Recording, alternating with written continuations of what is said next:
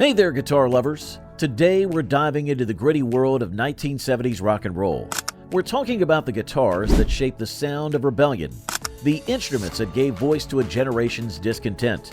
These weren't just tools, they were weapons in the cultural revolution. Let's kick things off with the Gibson Les Paul Custom. This beast hit the scene in 1954, but it really came into its own in the 70s. Now, some folks might tell you the Les Paul was all about that smooth, creamy tone, but let's be real, in the right hands, this axe could scream bloody murder. It was the sound of frustration, of pushing back against the establishment. Who played it? Well, Jimmy Page of Led Zeppelin for one, and when Page got his hands on that Les Paul, he wasn't just making music, he was launching a sonic assault on the status quo. But he wasn't alone. Peter Frampton, Ace Frehley of Kiss, they all understood the raw power of the Les Paul Custom. Here's a fun fact that might ruffle some feathers. Despite its reputation as a rock guitar, jazz great Larry Carlton used a Les Paul Custom to record with Steely Dan. That's right, this rebel of an instrument had a softer side too. But don't let that fool you. In its heart, the Les Paul Custom was a brawler. Next up, we've got the Fender Stratocaster. Born in 1954, just like its Gibson rival, the Strat became the weapon of choice for players looking to push the boundaries of what a guitar could do. And let me tell you, it pushed those boundaries hard. Jimi Hendrix, he didn't just play a Strat, he made love to it, set it on fire, and changed music forever.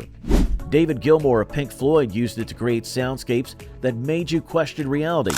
And let's not forget Eric Clapton, who showed you that you could make this guitar weep. Now here's something that might surprise you. Leo Fender, the man who created this revolutionary instrument, couldn't play guitar. Not a lick. He was an accountant by trade. Just goes to show, you don't need to follow the rules to change the game. The Gibson SG. Now, there's a guitar with an attitude problem. Introduced in 1961 as a replacement for the Les Paul, yeah, you heard that right, it quickly became the tool of choice for players who wanted to stick it to the man. Angus Young of AC/DC, he made the SG look like a deadly weapon on stage. Tony Iommi of Black Sabbath used it to basically invent heavy metal. And Pete Townshend? Well, he used it to smash the Who sound into our skulls. Here's a bit of trivia that might blow your mind. The SG was originally called the Les Paul. That's right, Gibson slapped Les Paul's name on it without even asking him. Les wasn't too happy about that, and had his name removed. Talk about rebellion in the guitar world. Alright folks, if you've got memories of seeing these axes in action back in the day, share them in the comments. Did you ever get to see Hendrix set his Strat ablaze? Or maybe you were there when Townshend smashed his SG on stage.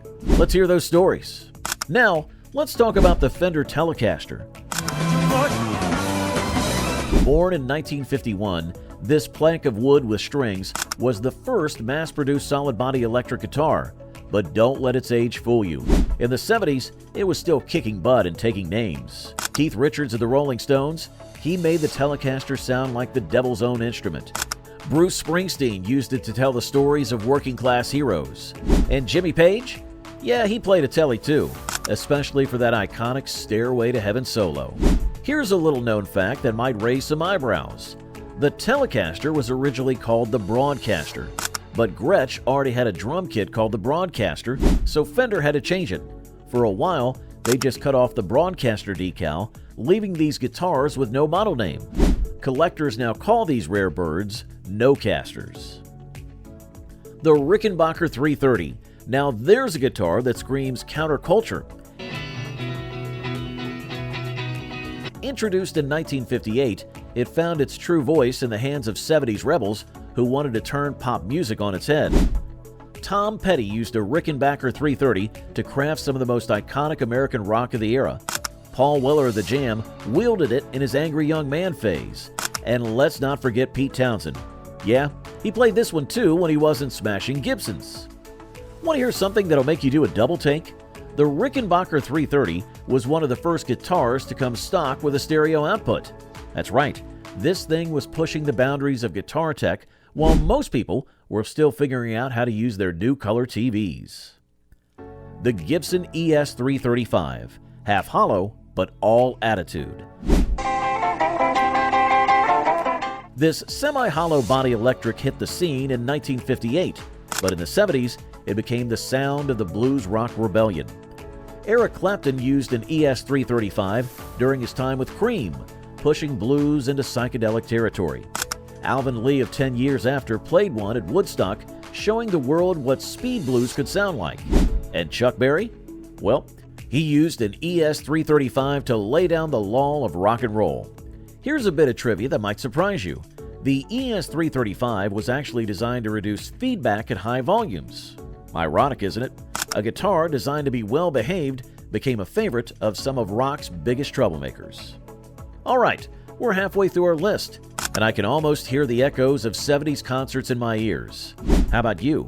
If you've got a favorite memory of any of these guitars in action, or maybe you owned one yourself, share your story in the comments. Did you ever try to cop Clapton's woman tone on an ES-335? Or maybe you've still got calluses from trying to play as fast as Alvin Lee? Let's hear it. Now, let's switch gears a bit and talk about the Martin D28. This acoustic powerhouse has been around since 1931, but in the 70s, it became the voice of the folk revolution. Neil Young used a D28 to write some of his most iconic protest songs. Bob Dylan strummed one when he went electric. Yeah, you read that right. And Elvis Presley? He used a D28 at his comeback TV special, reminding the world why they called him the king. Here's a fun fact that might raise some eyebrows. During World War II, Martin had to change the D28's design due to a shortage of Brazilian rosewood. They switched to mahogany, creating what's now known as the D28H. Some purists say it changed the sound, but others argue it gave the D28 its true voice. The Fender Jazz Bass. Because even the low end needs to make some noise. Introduced in 1960, it became the go-to bass for players who wanted to be heard, not just felt. Jaco Pastorius used a jazz bass to redefine what a bass could do in a weather report. John Paul Jones of Led Zeppelin used one to hold down the low end while Plant and Page went wild. And Larry Graham? He used a jazz bass to basically invent slap bass technique. Here's a bit of trivia that might blow your mind. The jazz bass was originally designed to appeal to jazz players, hence the name, but it ended up being adopted by musicians across all genres. Talk about a marketing plan gone beautifully wrong. The Gibson Flying V. Because sometimes you need a guitar that looks as rebellious as it sounds. First introduced in 1958, it was way ahead of its time, but in the 70s, it found its true home in the hands of hard rock heroes. Albert King used a Flying V to bend the blues into new shapes. Lenny Kravitz picked up the torch in the late 70s, bringing the V into a new era. And let's not forget Rudolf Schenker of the Scorpions, who made the V a symbol of German heavy metal. When the Flying V was first introduced, it was a commercial flop. Gibson only made 98 of them in 1958. Now, those original 58 Vs are some of the most valuable vintage guitars out there. Talk about a comeback story. And last but certainly not least, we've got the Guild D40. This acoustic powerhouse was introduced in 1963, but in the 70s, it became the secret weapon of songwriters looking to cut through the noise. Richie Havens used a D40 to open Woodstock, setting the tone for a whole generation. Mississippi John Hurt used one to bring Delta blues to the folk revival. And Nick Drake? He used a D40 to create some of the most hauntingly beautiful folk music of the era. Here's a fun fact that might surprise you. Guild was founded by former Epiphone employees after the company moved from New York to Philadelphia. They wanted to keep making guitars in New York, so they started their own company. Talk about sticking it to the man. So there you have it, folks.